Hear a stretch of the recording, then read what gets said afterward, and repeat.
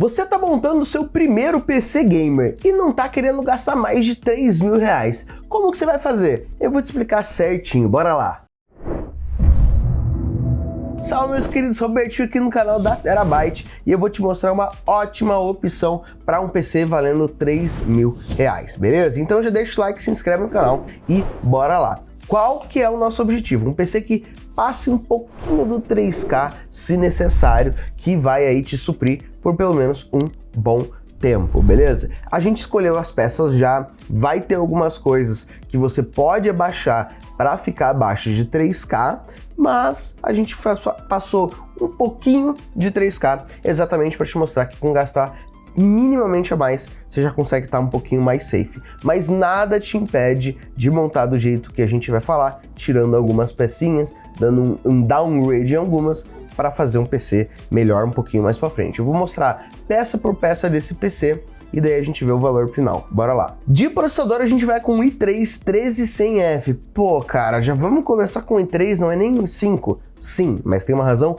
muito boa pra gente estar fazendo isso daqui. Primeiro, se a gente fosse pegar um i5 ou um Ryzen 5, a gente ia ter que dar a mão de alguma outra coisa, não adianta. Ou a gente ia ter que dar a mão de um processador que seja de uma geração mais atual, para ser um i5, para ser um Ryzen 5, só que de gerações mais antigas, por exemplo, um Ryzen 5 3600, se você achar ele num preço bom, um i5, um i3, um i5 de 7ª, 8ª geração, esse tipo de coisa. Mas por que a gente está indo num i3 de 13ª? Primeiro, super atualizado ainda, 13ª e 14ª geração estão com tudo ainda, 4/8 continua tendo um multithread ali e 4.5 GHz de turbo. Continua sendo um ótimo processador que você vai poder usar para jogar muita coisa sem se preocupar. E é aquilo, você vai estar numa plataforma inteira mais nova, numa plataforma inteira que te dá muitas e muitas possibilidades de futuros upgrades sem precisar ficar trocando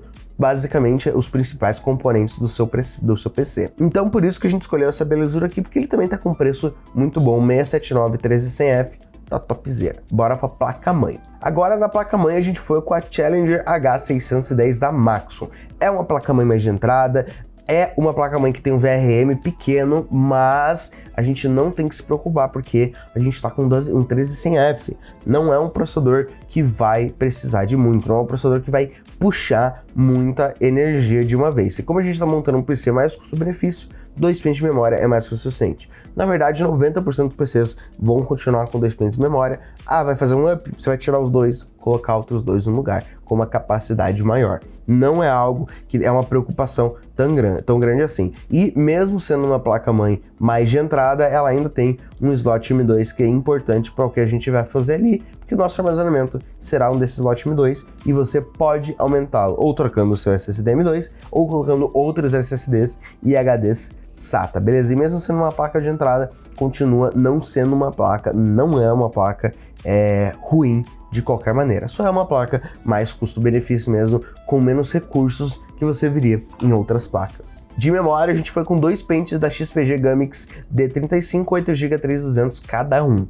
Por que a gente tá indo com essa daqui? Daria pra você ir com 8GB? Sim, principalmente se você quer ficar o mais perto possível daqueles 3K que eu te falei, dos exatos 3K. Lembrando que a gente tá um pouquinho acima disso. Você pode ir com um pente de 8GB agora no começo, depois você compra outro, lembre-se de comprar exatamente o mesmo modelo de memória. Mas a gente já tá indo pro Dual Channel, porque a maioria dos jogos, a maioria das coisas que a galera vai usar no PC, seja para jogar ou seja para trabalhar, qualquer coisa assim, já vai estar precisando de mais de 8GB. Principalmente porque agora a gente está muito acostumado a ser multitarefa. A gente vai estar com um jogo e outros programas abertos, com vários programas abertos na mesma hora, então 16GB vai ajudar muito a gente. Pode começar com 8, mas lembre-se, 2 pentes de 8 é bem melhor. Eu vou pular a placa de vídeo, a gente vai ver depois, mas de SSD a gente vai com esse NVMe de 256GB, leitura 1700, gravação 1100.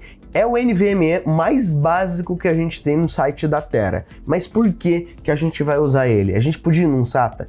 Sim, mas a gente está tentando te dar um pouquinho a mais de liberdade na velocidade. Com leitura 1700 e gravação 1100, você vai sentir uma diferença no seu sistema operacional se a gente comparar com um SSD SATA convencional ou até mesmo se a gente comparar com HD, beleza? Mas esse daqui já é o suficiente para você colocar seu sistema operacional e alguns poucos jogos. A gente está ciente que isso daqui é pouco, mas a gente tá tentando fazer o mais custo-benefício o possível. O bom do armazenamento é que você pode dar um upgrade sem precisar trocar a sua peça antiga. Você pode deixar esse daqui apenas para o seu sistema operacional e alguns principais programas, e daí você compra um SSD SATA com uma capacidade maior, 1 TB, 2 TB, para depois você colocar todos os seus jogos e esse tipo de coisa. Esse é uma maneira que, se eu tivesse um orçamento mais limitado atualmente, eu montaria desse jeito aqui, porque o SSD NVMe realmente faz uma diferença significativa na hora de montar o seu PC e usá-lo. De fonte, a gente não precisa de muita coisa. A gente pegou essa 450 watts da Montec. É